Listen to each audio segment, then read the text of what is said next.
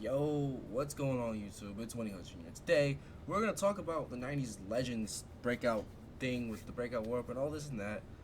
So, let's just start off with the simple, you know, you can get a pink diamond and a diamond that we're not even going to look at today because if you don't have this card, you're going to end up getting him because of the Pro Pass.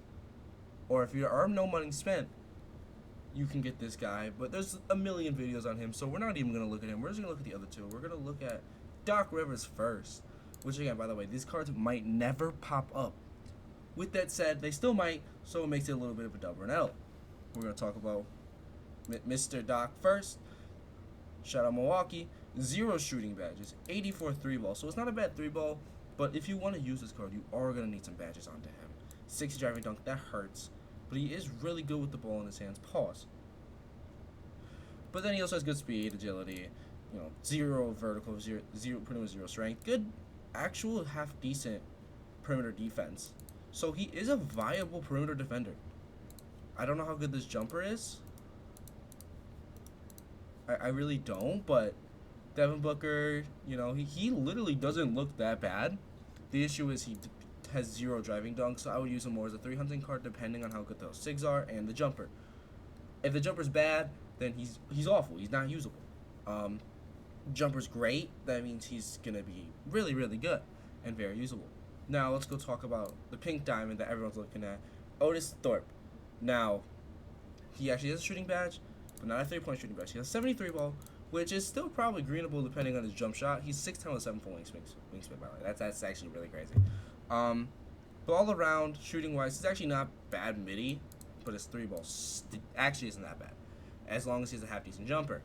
90 standing, 80 driving. Again, he's 6'10" with a 7'1" wingspan, so he's going to get some crazy animations. Doesn't have the greatest ball handling. Again, he's a power forward in, September?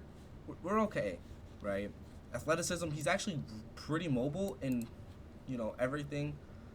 So, in defensively, he also does look really good as well. As I'm talking about him, though, you are never getting this card on the board. But if you do, he is an insane dub, and you should immediately get him. Gary Trent Darks. That's a chicken jumper. Dude, that's a chicken jump shot right there. Again, not the best things in the world. But you'll live with it. It's a fucking free pink diamond that plays great defense and probably has a good enough jumper to green wide open.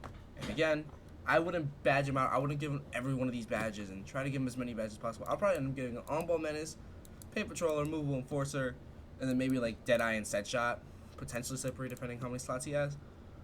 I wouldn't give him. I'd probably not actually throw on-ball menace, so I'd probably give him movable. Maybe Dimer as well. You could rock around with this card, figure it out, but the cards, they're cards. You're never seeing them.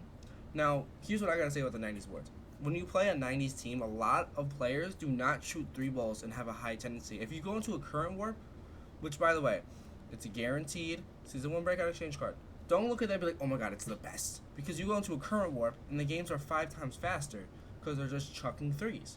Now, am I trying to say that this is awful 2K, you suck? No, I'm actually saying this is still a dub. I like diversity. Breakout has been really good this year. I mean, it's amazing. Bro, what they're doing with breakout right now, it's amazing. But, with that said, you're never seeing one of these cards. And if you do, go buy a lottery ticket. Simple as that. But, Blasian said it's a W. It's a dub. Or else, are you serious? Carlos, shut the fuck up. Those are 90s cards you came up with. What a joke. That is, damn. But no, it really depends on rewards. I mean, I haven't played a board yet. We're going to see Most Ball's video in about maybe a couple hours. Because he's going to do it. So, I mean, I'm just going to leave it at that. I think it's still a W. I would still say if you see a 90s warp or a current warp, I would still say you go current warp here. Because I do think the current warp games will be faster.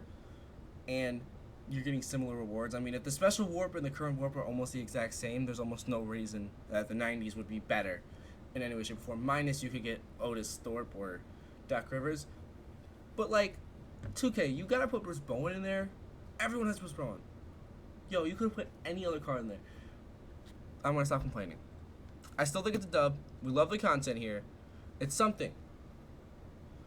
But with what I'm saying, I'd still say if you're going for it, the quickest way is going to be the current warp. Well, Spawn has a video on it. He's going to drop it. If the rewards are better, yo, whatever I said, take it off the board, right?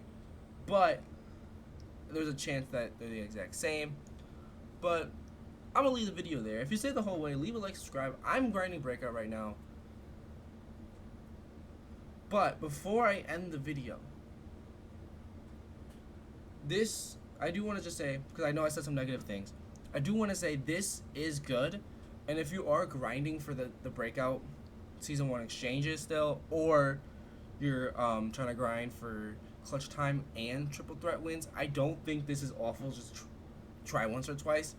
I'm not going to do it because I'm in the clutch time board and I have 40 games left of clutch time to play. But I'm going to leave the video there. Leave a like, subscribe if you stayed the whole way. More videos to come in the future. And I'll see you in my next video, man. Peace.